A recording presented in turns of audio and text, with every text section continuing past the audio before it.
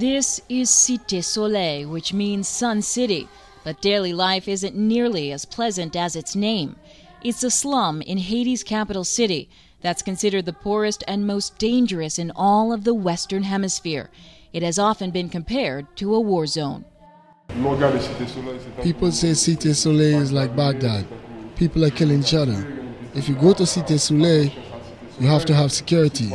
But I'm getting around just fine, and I don't feel that I'm in any danger. Those who are brave enough to travel to Cité Soleil find none of the armed gangs that supposedly run the streets. Instead, they find children. It's roughly 11 o'clock a.m. and we're going into a school. And if you look around, the amount of children that you see in the street that are not attending school. So let's talk to one of the local guys and find out why. Okay. The parents can't afford it. There's no way for them to go to school. If there was a way, these young kids wouldn't be out here. Children make up more than half of Cité Soleil's population, and even the most affordable schools are out of reach for most of the people here who survive on less than $1 a day or nothing at all. A tour of a school in Cité Soleil reveals crumbling classrooms and inadequate conditions where students are exposed to extreme sun, wind, and rain. In fact, frequent storms often cause massive flooding and school closures. The world knows Haiti is the first black nation to take its independence. When they say Haiti is the mother of liberty, that means it was in Haiti that people learned to revolt. Haitians are the ones who taught people that you don't have to accept the conditions you live in. The conditions in Cité Soleil and in most parts of Haiti are substandard, especially when it comes to education. So the nonprofit group La Dignité, along with the design and construction company Ecofra, began the massive task of education reform with a small-scale vision south of Cité Soleil in the picturesque coastal town of Jacmel. They founded l'École de la Dignité. I opened the school in 1999, in October 1999, and we started on October with 7 kids in one shack. And in January of 2000, I have already 20 kids. And after that, I took 30 kids every year, so I started with first grade, and now we send for the past 2 years, we send kids at the official exam on 6th grade, and I do have kids now who are in 8th grade in other school because I stopped with the 6th grade. They are doing very well. The school started in small huts along the beach. Now they have their own building with 300 students, although it's still under construction. What impact has the school in the community? Oh, big, huge impact. A lot of kids that was not going to school because they can pay school are going to school now because they don't have to pay anything.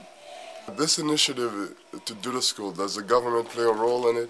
No, not at all. We don't have any help. We don't have any help at all. This school is a dream come true for students and parents in Jacmel. In fact, it's the pride of the community.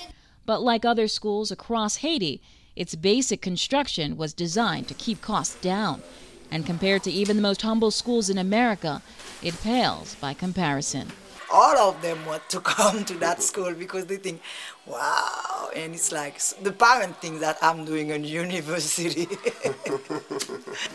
And this is 5th grade and this is 4th grade. We have to do the room like this because at the beginning we have only 3 rooms.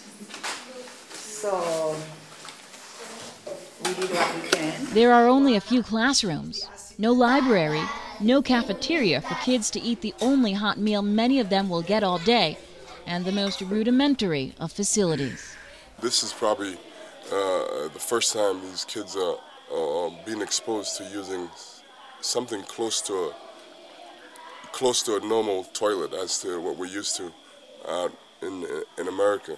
With the accomplishment of this small-scale vision of education in Jacmel, it's now on to the big dream, a plan for the most cutting-edge elementary school this island nation has ever seen, to be built in the most disadvantaged area of Haiti, l'École de la Dignité in Cité Soleil.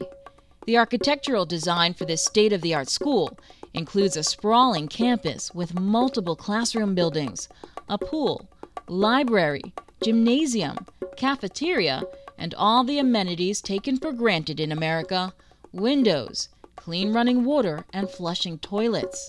All of it will be powered by eco-friendly solar energy. The emphasis is on good design and construction methods that can easily weather the hurricanes and storms that often hit Haiti. The construction, the presentation, the architecture is well done, and there's a lot of room for the kids to have recreation.